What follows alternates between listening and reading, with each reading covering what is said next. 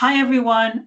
Unfortunately, this is a video, but at least you get to see what I have to say, and hopefully I can either come online in a bit or respond to questions later, whatever the organizers want.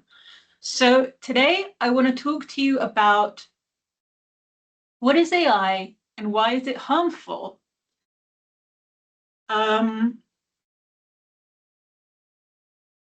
And to do that, in my opinion and from my perspective, I think it's important to answer this question. What even is artificial intelligence? So to talk about harms and what something is, I think first we need to know what that something is before we can outline the harms and discuss them. So to give you an overview of what I'm about to say, so we kind of know where we're going and the lay of the land. First, I'm going to talk about what's going on with AI in general in the last couple of years. And this will be largely based on some work that I did with a lot of co-authors where we ended up writing a position piece called Against the Uncritical Adoption of AI Technologies in Academia. Then I'll move on to saying some things, some suggestions about how to fix this, or about how to start to think about how to fix this, because there's a lot going on here. And of course, as academics, we want to think deeply before we act, or we want to act thoughtfully. And this will be based on, amongst others, this paper with my co-authors, Marcela Suarez and Iris van Hooy, called Towards Critical Artificial Intelligence Literacies, and Critical Artificial Intelligence Literacy for Psychologists. So these main two papers will be part of this kind of strategy. And then I will also talk a little bit about how there is a very gendered element to artificial intelligence, which is some work with Lelia Erskoy and Annelies Klein-Herenbrink, where we talk about this phenomenon that we see called Pygmalion displacement, which, as the title says, when you humanize AI, you dehumanize women.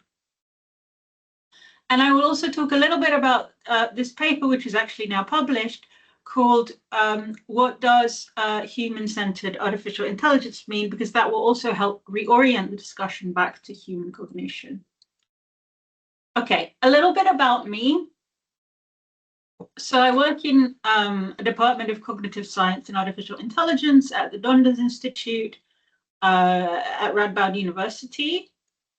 And I also teach in the School of Artificial Intelligence, which both are related to the Dundas Institute for Brain, Cognition and Behavior, at the Radboud in the Netherlands.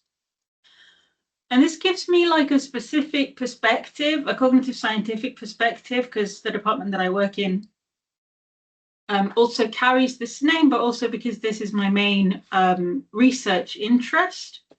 And cognitive science can be seen as this kind of classic hexagon interdiscipline. So this hexagon is meant to represent 6 disciplines that kind of make it up. So philosophy, linguistics, anthropology, neuroscience, artificial intelligence, psychology. Personally, I prefer computer science because I think there's more to it than just AI. And also, as we will see, AI has certain issues. If you want to know more about my work, you can visit my website. So now we can move on to what's going on with AI. So answering this question as promised. First of all, what does artificial intelligence actually mean? Like, what does this phrase imply or denote? So the phrase artificial intelligence was coined by McCarthy and co-authors in 1955 in the context of proposing a summer workshop at Dartmouth College in 1956. They assumed significant progress could be made on making machines think like people. In the present, AI has no fixed meaning. It can be anything from a field of study to a piece of software. What we see with AI in general, from my perspective, is a terminological disarray. So the effect of artificial intelligence on the rest of the fields that it touches on, including internally, is one of damaging our ability to use terms. So for example, you see here, there's terms like LLM, artificial neural network, large language model, artificial neural network, generative model, chatbot. And all of these overlap, even though that's not necessarily clear in how these terms are described by people in AI. And they contain within them, so generative model, for example, contains within it things that we don't normally think of as AI. So Bernoulli naive Bayes, for example, is a pretty typical statistical test, like a t-test or some other statistical inference test that we're used to, and isn't normally called AI. It just happens to also be generative, which is a description on the type of distribution that it uses, internalizes. And so on and so forth. There are artificial neural networks, which are not language models. There are language models which are not generative, and so on and so forth. And there are chatbots, which are not artificial neural networks, and so on and so forth. And this is something that we need to think about, because the whole point of terminology is to be able to talk clearly about subjects, not to confuse people. When terminology is used to confuse people, that should ring alarm bells. So AI has always been a marketing phrase that erodes scientific inquiry and scholarly discussion by design, leaving the door open to pseudoscience, exclusion, and surveillance. And just to really hammer this point home, you can see that there are things here that are in every set, like ChatGPT, which is a product, right? But there are also things which are uniquely in one of these sets. And I don't think this is so clear when people talk about artificial intelligence. And you might say, oh, but I don't really care specifically about these technologies. That's fine. My point isn't so much that we need to specifically go out and use these terms very carefully. We should, but that's not my point. My point is that the fact that there is confusion even within the industry that creates these should ring alarm bells, because technical terms are very precise and technical exactly because they need to be. And when they start being misused to obfuscate, blur their meaning, confuse people, make people feel like they don't know their own field anymore, that should really, really ring alarm bells, because that's more like a cult than a scientific fields standard. Okay, and if people are interested, this paper is actually now published. But if people are interested, you can go to that DOI and take a more zoomed in look at these terms. So we have all of the terms that I just mentioned: AI, artificial neural network, chatbot, ChatGPT, which is a product, generative model, and large language model. And we have a bunch of resources that you could look at to understand why I'm hammering home the point that these are actually very different. Okay.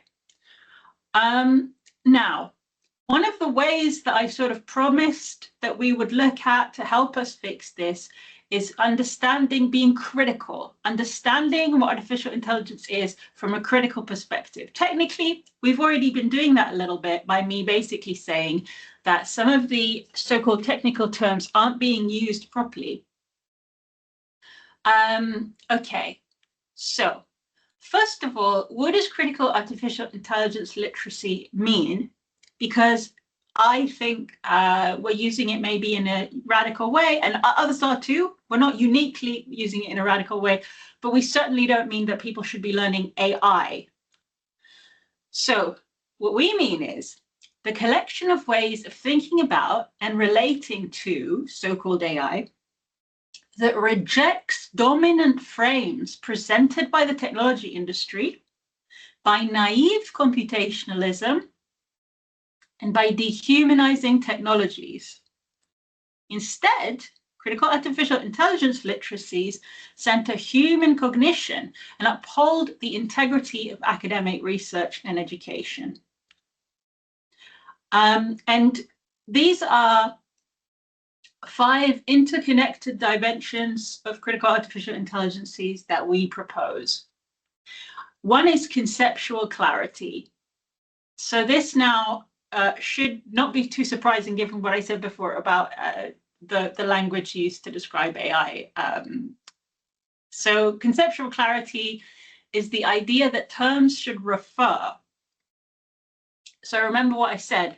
If we start to really pick apart the terminology, we start to see that it's not really used properly anymore. Like things are called AI that are not typically thought of as AI, or things called generative models that are not typically thought of as generative models. This is problematic and harmful to science itself. Critical thinking. Critical thinking is deep engagement with the relationships between statements about the world. So what do I mean by that? If you're really interested in this angle, you can look at this book by Catherine Elgin called True Enough, where she talks about, well, essentially this, but basically how to think about what we understand about the world, not specifically science. So she also includes like humanities and arts understandings of the world as well. Decoloniality, the process of decentering and addressing dominant harmful views and practices. So, for example, there are computational devices or ideas. This is a Mayan calendar that have no, have no particular environmental impact, no more than writing or printing on a piece of paper, that are much more interesting in many ways to understanding computation than a data center or a model that has a human in the loop and has other things that we're going to talk about. Respecting expertise. So this is the epistemic compact between professionals and the rest of society. Shelley Turkle in 1984 says, artificial intelligence first demands and then encourages an attitude that might be called intellectual hubris. Since you cannot master all the disciplines that you have designs on, you need confidence that your knowledge makes the traditional wisdom of these fields unworthy of serious consideration. The AI scientist feels that seeing things through a computational prism so fundamentally changes the rules of the game in the social and behavioral sciences that everything that came before is relegated to a period of intellectual immaturity. This is from 1984. So this has been happening for a while with AI, and this is exactly why we need to respect the expertise, not of artificial intelligence scholars who tell us all these things about the past being intellectually immature, but the people who remember the past, like Shelley Turkle. Slow science is a disposition towards preferring psychologically, techno-socially, and epistemically healthy practices. The main example of this is Isabel Stenger's work, Another Science is Possible, that I think is a great way of also reframing a lot of other bad practices that we have in science. It's not specifically about slowing down per se, but about being very thoughtful and giving ourselves, like it says here, a psychological, technosocial, and epistemically healthy working environment. Okay. And the other thing is that I think for every discipline, we can zoom in. So I will speak for my own field, cognitive science, about what things should really ring alarm bells when we come across them.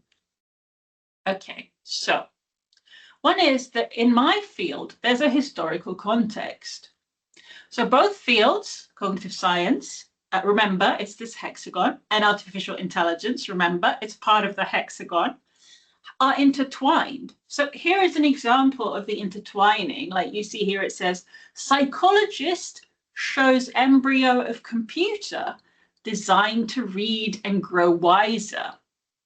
The Navy revealed the embryo of an electronic computer today that it expects will be able to walk, talk, see, write, reproduce itself, and be conscious of its existence.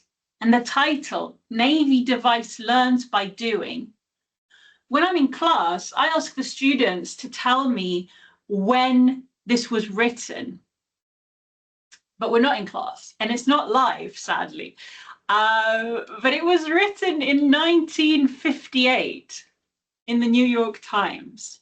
So again, this is important to remember that things have been going for a long, long time.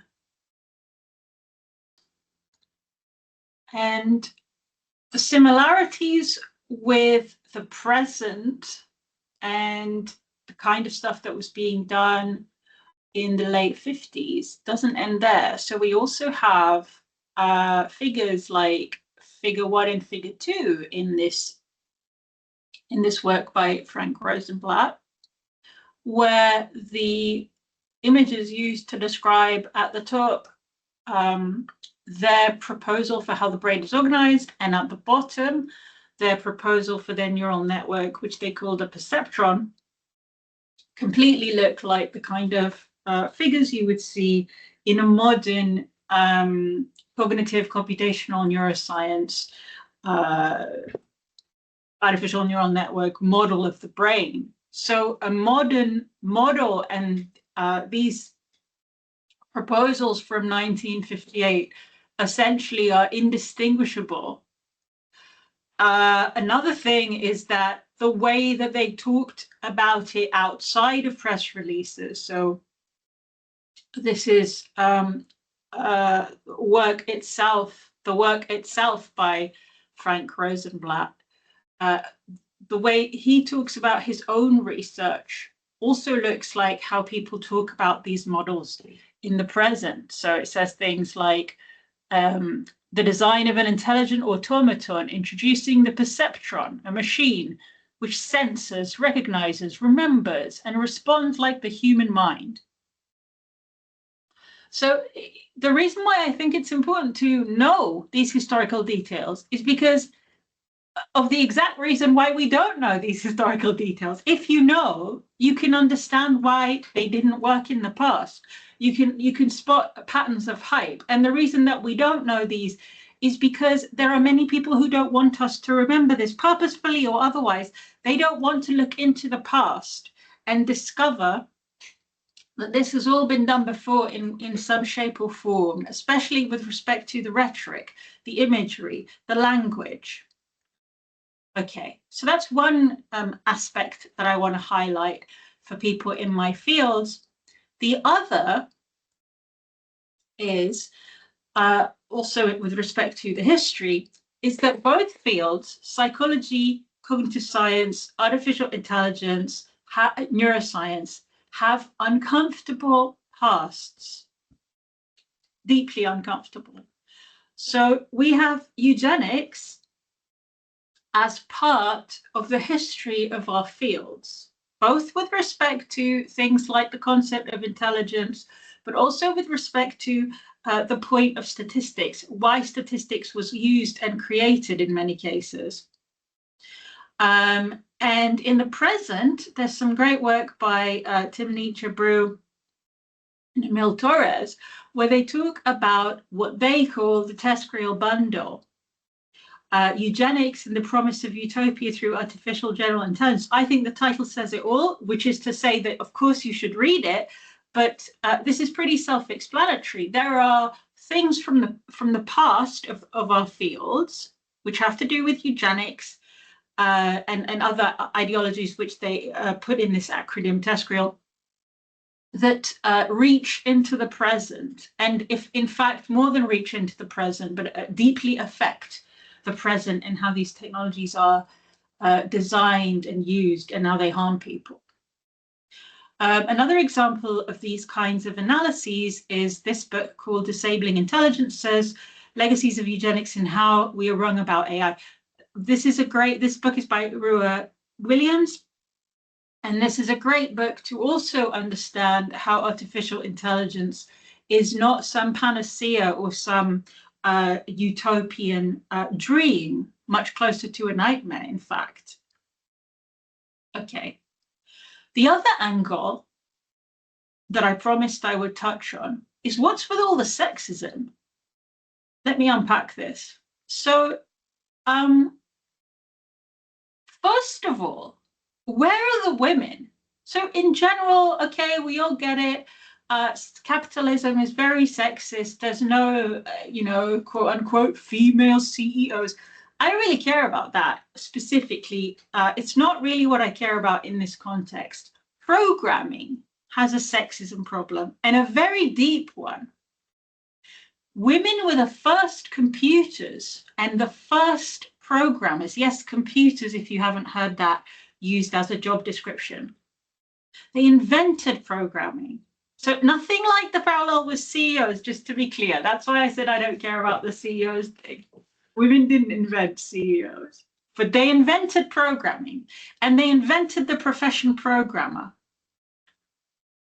However, the modern stereotype of a programmer is something entirely different to Ada Lovelace, almost born almost 200 years ago, and programmers almost 100 years ago, a little bit less. And the relevant academic and industrial settings are actively hostile to women, feminized, and other minoritized people. To me, this is significant.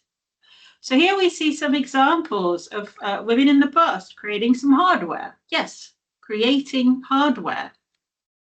These were called space-age needle workers, and here they're described as weaving core rope memory for Apollo missions computers. I'm not saying everything in the history is wholesome. I don't think Raytheon is wholesome, and I don't think that's a radical position. But it's definitely unwholesome to hide these women. Here's another example. Mathematicians and programmers. We have Patsy Simmers, Gail Taylor, Millie Beck, Norma Steck, holding parts of the first computers. They're holding the parts of the first computers because this is what they worked on and with. Here we have Margaret Hamilton with the code she and her staff wrote for the Apollo 11 mission. It's printed out and she's standing next to it. And here we have a book. So this is a book by Ma Hicks called Programmed Inequality, How Britain Discarded Women. So to answer the question, where are the women? We sadly have to conclude, based on the evidence and based on people's life stories, that they were pushed out, erased, and expunged from the historical record purposefully. And here is another example, just to really hammer home how serious this is. The red line is computer science, and we see going through the decades that computer science was very similar to other fields like medicine, law, and physical sciences, the other three lines. But in roughly 1985, something weird happened, and all the women started choosing other majors. This is a percentage of women by majors. So the percentage goes up to ceiling here, roughly, if you assume there's two genders, which there aren't, but roughly. Okay. The other angle here, highly related, is the thing I touched on already called Pygmalion displacement. What happens here is that women are being replaced and have been being replaced by inanimate objects like automata and algorithms. And this repeats through the ages, from the Turing test to modern chatbots. I'm not going to go into too much of the Turing test side, so please take a look at the actual paper itself. But what I will say is there's many, many, many examples. So the Sandman from 1816, Tomorrow's Eve from 1886, the Lady Automata from 1901 are some of the oldest examples in literature, in fiction. But we also have things like the Harvard computers, these women in 1890. Jean Jennings-Bartik, Francis Spence, working with the ENIAC in the 1940s. We also have more modern examples like Sophia the robot. Sophia the robot who appeared on the scene in 2016 is a feminoid. I don't know even how to say this. A robot that looks like a woman, but isn't a woman. It's an inanimate object. And shockingly, she was granted citizenship. I think in I think it's Saudi Arabia. And the point is that this is like a really shocking display of how the objectification of women and the feminization of objects is like a two-way street. Okay.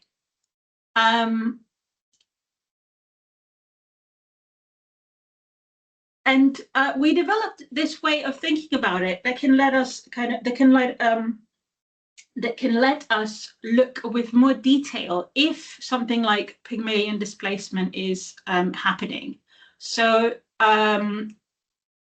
one is that we can ask ourselves if the AI has a feminized form. So is the AI, by its default or exclusive external characteristics, portraying a hegemonically feminine character? Another question is about its whitened form. Is the AI, by its default or exclusive external characteristics, portraying a character that is inherently white, Western, Eurocentric? Another is about the dislocation from work. Does the AI displace women from a role or occupation, or people in general, from a role or occupation that tends to be coded as women's work? So this is what happened with computer. They got the women who were computers got replaced by computers. Here are the Harvard computers. Humanization via feminization. Are the AI's claims to intelligence, human likeness, or personhood contingent on stereotypically feminine traits or behaviors? So Sophia the robot, for example, is a very classic case of this. Competition with women. Is the AI pit against women in ways that favor it and which are harmful to women? This we see a lot when people say things like that you don't need to pay the AI, the AI doesn't need to take holidays and so on. Diminishment via false equivalence. Does the AI facilitate a rhetoric that deems women as not having full intellectual abilities or as otherwise less deserving of personhood? This is also relating to saying things like the AI doesn't have emotions, and that's a good thing, whereas women have emotions, implying that that's a bad thing. Or saying things like a robot, women blah, blah, blah. I don't know, like a robot sometimes breaks down and needs oil, women also break down. This is a horrendous false equivalence, right? Obfuscation of diversity. Does the AI, through displacement of specific groups of people, neutralize a role, vocation, or skill? This is a classic thing that happened to computers, where computers are now fully always thought about as inanimate objects, right? Or the computer is seen as a masculine technology. Robot rights. Do the users and or creators of the AI grant it legal personhood or human-like rights? That's the classic one for Sophia the robot, right? Social bonding. Do the users or creators of the AI develop interpersonal-like relationships? We see this a lot with the so-called AI psychosis. I don't know if that phrase is necessarily a good one. Maybe we're stuck with it, but it's certainly what happens, right? People develop these interdependent relationships on the AI. Psychological service. Does the AI function to subserve and enhance the egos of its creators? This is the next level of that, right? So not just form relationships with, but be subservient to. Okay, and if you want to see the full list of questions, which by the way, that was the full list of questions, and the rest of the paper please look at the paper at this DOI. Okay, so as promised, I'm going to talk to you about how to center the human in this, how we can reclaim not necessarily our humanity yet, even though, of course, that is what we want to do, but how to reclaim at least that there is a human here and more than one. So we're going to radically redefine AI. So in my radical redefinition, I say that AI is any relationship between technology, tools, models, machines, and humans, where it appears as if cognitive labor is offloaded onto such artifacts. And this radical redefinition is composed of two parts. So the first part is to discern the relationship. Does the artifact relate to cognitive labor? If we say yes, we can think about the entities involved. So on the one hand, there's the machine, and on the other hand, there's the human. And like I said, AI is the relationship between the machine and the human. And these are just examples, but they're useful examples. So they're useful terms that could crop up that would make us think of machine. These are things like algorithm, artificial automation, also automaton, benchmark, discriminative, computer, engineering, functional, generative, mechanism, system, technology, tool. And for humans, some things that should ring alarm bells that humans are being involved: ability, behavior, capacity, cognition, intelligence, labor, learn, organism, professional, psychology, reason, skill, task, thought, train. None of these are guarantees, but they can ring alarm bells to help us notice that there's a machine or a human involved. Okay, the other part of the redefinition is to think of how does the artifact relate to cognitive labor? So previously we were asking, does it relate? If we say yes, now how does it relate? Okay, and I propose three options. They're not mutually exclusive. In fact, you could be more than one, but here are some, here's what they are. So replacement, that's one relationship. Enhancement, displacement. And those are the names that I call them, and they have a neutral, beneficial, and harmful valence. They have an effect on cognition, and that is unaffected. Cognition is unaffected. A reskilling effect and a de-skilling effect.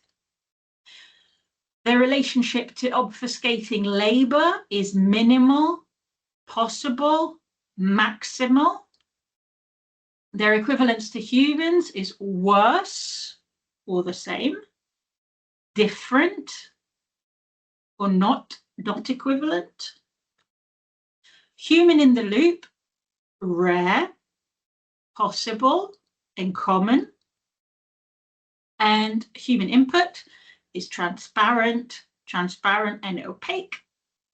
And finally, desired output, specified, formal, unspecified.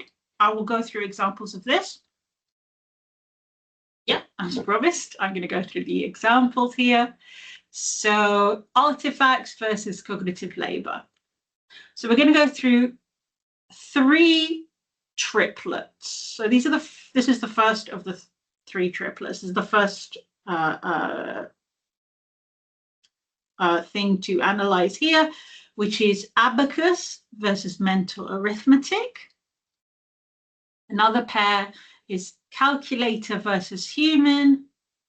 And the third in our triplets is the pair digital computer versus human computer. So remember, human computers are these women who, in this example, worked at NASA. Okay, so for abacus versus mental arithmetic, we have enhancement. Using an abacus actually improves your mental arithmetic, even without the abacus. It's a very cool tool. So it's beneficial and it's reskilling. You learn a new skill, how to use an abacus. I don't know or remember how to use an abacus. I think I just don't know. Calculator versus human. This is replacement. We are assuming the human knows addition, subtraction, blah, blah, because otherwise it's not neutral, right? Neutral and effect on cognition unaffected. My ability to add whatever, 6 plus 7 is not affected by doing it on a calculator in any significant way if I already know how to do addition. Digital computer versus human computer. Remember, this is looking at the perspective of the human computer. So they're being displaced and it's harmful and it de-skills them. Labor obfuscation is none, same, abacist for human equivalence and human in the loop. So the abacist is the human in the loop. Labor obfuscation is moderate for the calculator versus human. The human equivalence is it's better. So the calculator is better than me in many cases, not every case. Human in the loop is none, because once I ask the calculator to do something by pressing the buttons, I don't have to do anything, unlike the abacus where I have to still move beads, right? And then interpret the beads. Labor obfuscation is high for the digital versus human computer. Human equivalence, yes, in quantity, not in quality. Because think about it, if you have to, human computers were often asked to calculate ballistic trajectories for missiles. The ethical component there is built in. Someone could say, no, I don't want to calculate this specific trajectory, right? So that's a different quality. Human in the loop is the programmer, of course, or the user, in fact. Okay, and then the human input to the abacus is full-blown cognition. You need everything to use an abacus. You need your whole everything. For the calculator versus the human, you just need to put in the function that you want, plus, minus, whatever the numbers. For the digital computer versus human computer, you need to put in the code. You need to put in the input to the code. The desired output, and this is why I picked these, is the same. Result of calculation. Okay. Another 3 pairs in our second triplet. Alarm clock versus knocker upper. Alarm clock used to be a job called knocker upper. And there she is with her, that's actually a pea shooter. So she puts a pea in a little pipe, blows it at people's windows early in the morning to wake them up to go and work in the factory. Camera versus human vision. I think that's a classic parallel. Garment factory, or indeed sweatshop, that should remind us of something given AI, versus seamstress and tailor. Okay, so we have replacement for the alarm clock versus knocker upper, neutral, and reskilling, because now the knocker upper, that woman can go and do a different job. For camera versus human cognition, it is an enhancement for sure. It's beneficial, and our cognition is unaffected. My vision isn't sort of harmed by using a camera or by looking at photos. But the sweatshop or the garment factory versus the seamstress and tailor, again, remember, we're always looking at it from the perspective of the humans. Well, this is displacement, harmful, and de-skilling. Labor obfuscation is minimal in the case of the alarm clock. You don't look at your alarm clock and think it wasn't made by you. Moderate in the case of the camera, because I do think sometimes we forget about all the labor that has gone into the camera, which is significantly more than at least an old school alarm clock. Think about all the mining of rare earth minerals and so on for the battery, let's say. And maximal for the sweatshop garment factory, because I think we very rarely think about who makes our clothes, for example. Human equivalence, worse or the same for the alarm clock. I say worse because everyone who has kids, for example, knows that you do need to go and wake them up if you want them to go to school. So it's much more than an alarm clock noise. It's you need to be your own knocker upper, or you need to be your kid's knocker upper, and there's reason for that, because the alarm clock only guarantees a sound. It doesn't actually guarantee that you're awake. Another person can guarantee that you're awake. Human in the loop is none once you ask the alarm clock to go and do some ringing at a certain time and you give it batteries. It's all good. Labor obfuscation of the camera is moderate. human equivalence is different or better because think about it, like a photo is much more permanent than our own memories, but of course has some differences. So it could just be different. Human in the loop is the user. Remember, we need to frame the picture. We need to take the picture, don't forget. The labor obfuscation of the garment factory is maximal. Basically, we almost, like I said, never remember that our clothes could be made through very unethical labor. Human equivalence, for sure, quantity is superior. Quality, absolutely not. Everyone knows there's a reason why you pay for tailored clothes, right? For custom, bespoke clothes. Rich people buy those for a reason, not just because they're rich. Human in the loop for the alarm clock is none.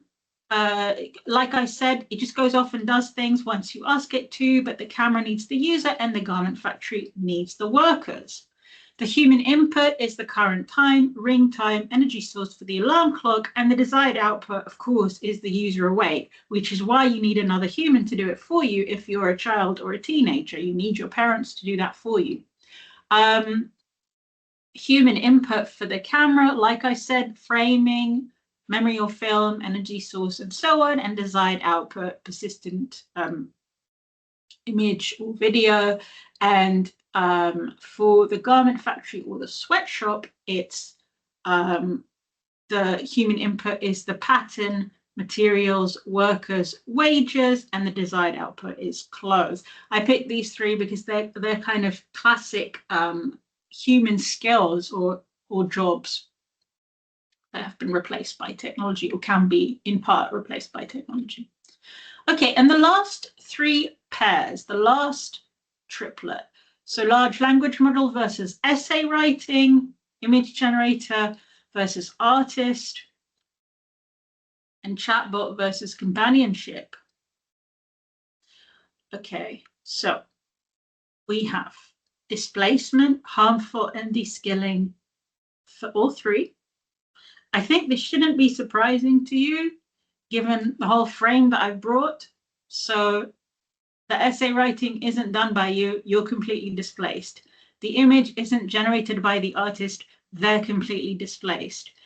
The companionship isn't given to you by a human. And I would say companionship is by definition can only be given to you. If you're lonely, you are lonely for other humans, not for inanimate objects. Labor obfuscation is maximal in all cases because we forget that for all three of these, which are similar technologies, but in fact not identical, there are humans in the loop, inside sweatshop workers, data, and programmers. All three of these are humans.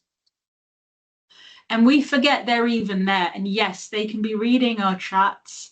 So when we share things, there's no privacy, but also these people are often the equivalent to indentured laborers. And if not, they're in highly precarious jobs anyway and receive very little support for violent images or language that they're exposed to, and so on. And the human equivalence is worse for all three. And the input is these things called prompts, and the desired output is an essay matching a prompt, an image matching a prompt, and in the chatbot versus companionship case, it's not even clear to me because I don't know how an inanimate object can provide true companionship. Okay. Centering human cognitive labor. So I really wanted to do that. So here, let's really hammer this home. What I've tried to do is to center cognition and really bring it to light here when we're talking about artificial intelligence, which is one of the studies of humans, not the only study of humans, but it's one of the cognitive science is one of the studies of humans, scientific studies of humans that we have. And if we center it, what we can do is do things like reject hype. So when we talk about mainstream media articles, here's an example, how scientists are trying to use AI to unlock the human mind. I'm not saying this article is particularly bad, but I also think that if you think about it through if you read it and you think about it through the lenses that I've tried to expose you to today, you start to notice that some of these things, like these two sentences here, are hype. Understanding the mind is hard. Understanding AI isn't much easier. Is that true, or is AI just a technology like everything else? And the reason why it might be difficult to understand is because it's surrounded by misinformation, to say the least. And reclaim our own expertise. Be able to talk with authority about the things that we know about. Academics know things. We didn't stop knowing things because in the last couple of years or 3 years, some so-called new, it's not even new, as I showed you, technology appeared on the scene. Also, to be able to use general terms, specific terms, but general terms, so we can be able to talk with authority about AI. We can use general terms like AI and say that all contemporary AI obfuscates the human in the loop, for example, or all contemporary AI is deeply harmful to humans.